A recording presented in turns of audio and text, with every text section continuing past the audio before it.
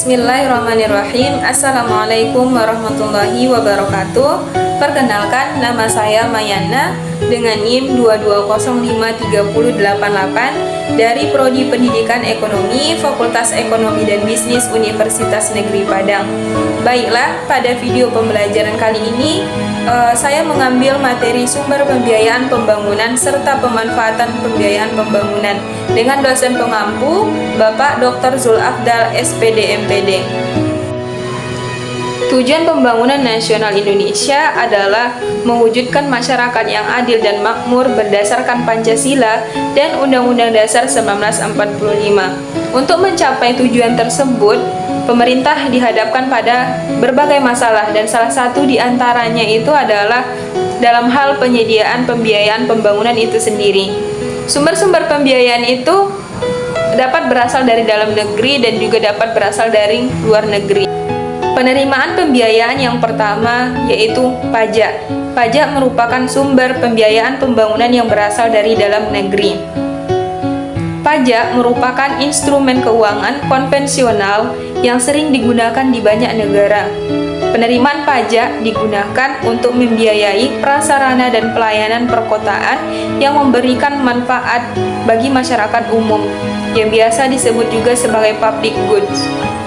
Penerimaan pajak dapat digunakan untuk membiayai salah satu dari tiga pengeluaran seperti untuk membiayai biaya investasi total, kemudian untuk membiayai pembayaran hutang, dan untuk menambah dana cadangan yang dapat digunakan untuk investasi masa depan.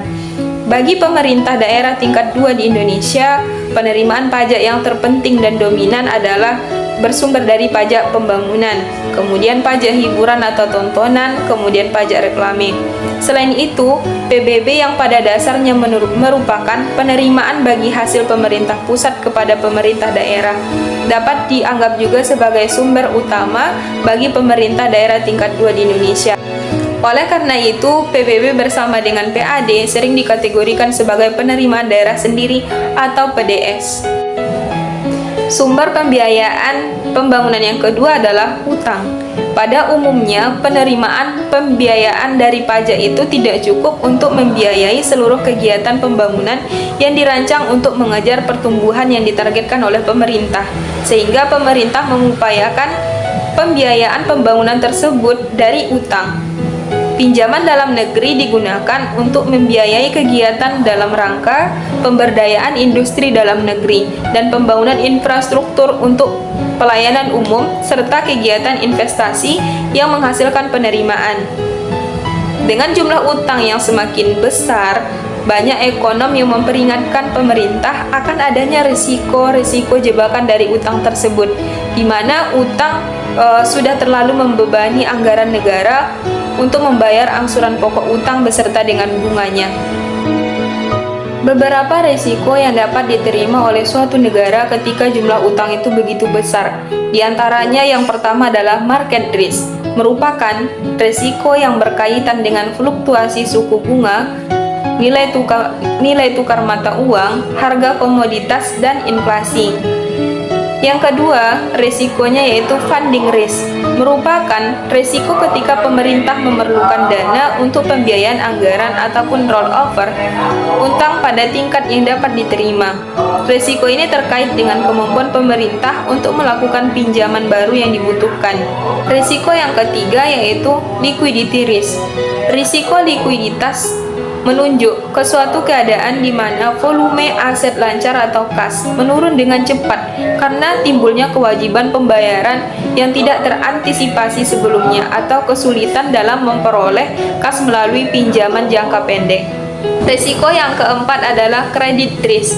Risiko kredit yang tinggi akan menjadikan pemerintah dikenakan premi yang tinggi pada saat menjual surat utang atau menutup kontrak derivatif, sehingga menjadikan biaya pinjaman atau cost of borrowing lebih tinggi di atas rata-rata tarif premi pasar. Risiko yang terakhir yaitu operational risk, meliputi berbagai jenis risiko seperti kemungkinan kesalahan berbagai tahapan pelaksanaan dan pencatatan transaksi, ketidakcukupan atau kegagalan pengendalian intern atau kegagalan sistem. risiko reputasi, risiko hukum, risiko keamanan, dan risiko bencana alam yang mempengaruhi aktivitas pemerintah. Selanjutnya adalah dampak negatif dari utang luar negeri. Dalam jangka panjang, utang luar negeri dapat menimbulkan berbagai macam persoalan ekonomi negara. Salah satunya adalah Indonesia, yaitu dapat menyebabkan nilai tukar rupiah jatuh atau terjadinya inflasi. Kemudian, utang luar negeri itu dapat memberatkan posisi APBN Republik Indonesia karena utang luar negeri tersebut harus dibayarkan beserta dengan bunganya. Negara akan dicap sebagai negara miskin dan tukang utang karena tidak mampu untuk mengatasi perekonomiannya sendiri hingga membutuhkan campur tangan dari pihak lain. Selain itu, utang luar negeri bisa memberikan manfaat. Yang pertama adalah membantu dan mempermudah negara untuk melakukan kegiatan ekonomi. Yang kedua, sebagai penurunan biaya bunga APBN.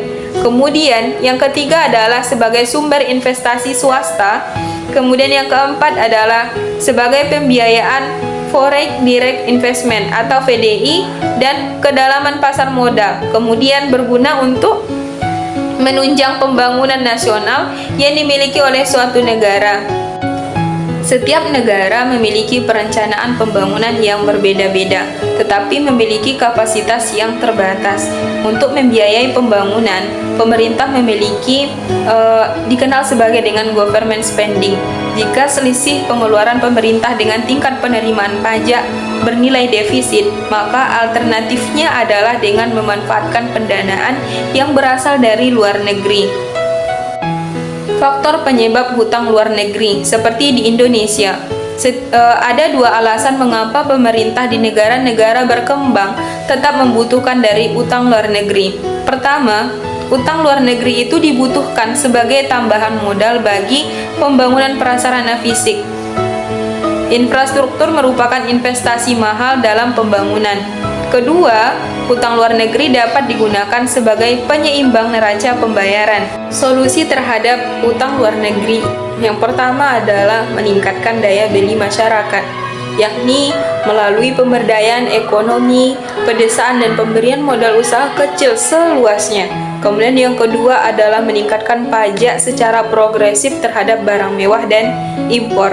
Kemudian yang ketiga adalah konsep pembangunan dan berkesinambungan, berlanjut dan mengarah pada satu titik maksimalisasi kekuatan ekonomi nasional, melepaskan secara bertahap ketergantungan utang luar negeri. Yang keempat adalah menggalakkan kebanggaan akan produksi dalam negeri, meningkatkan kemauan dan kemampuan ekspor produk unggulan, dan membina jiwa kewirausahaan masyarakat. Kemudian yang kelima adalah mengembangkan sumber daya manusia yang berkualitas dan menempatkan kesejahteraan yang berkeadilan dan merata. Sumber pembiayaan pembangunan yang ketiga adalah modal asing. Sumber dana eksternal atau modal asing dapat dimanfaatkan untuk mempercepat investasi dan pertumbuhan ekonomi.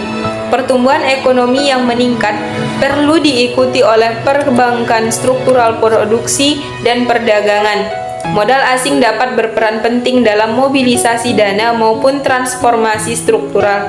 Kebutuhan akan modal asing menjadi menurun segera setelah perubahan struktur benar-benar terjadi. Bantuan dari luar negeri tersebut berfungsi untuk mengatasi masalah-masalah seperti yang pertama adalah saving gap, yaitu tabungan pemerintah yang tidak mampu untuk membiayai pembangunan. Kemudian mata uang asing atau devisa yang tersedia tidak cukup untuk membiayai impor. Kemudian untuk mengatasi masalah pinjaman dan penanaman modal. Modal asing merupakan pinjaman dari luar negara maju ke negara-negara berkembang yang memiliki sifat yang pertama adalah penanaman modal langsung, yaitu penanaman modal yang dilakukan dengan cara mendirikan perusahaan di negara berkembang tersebut.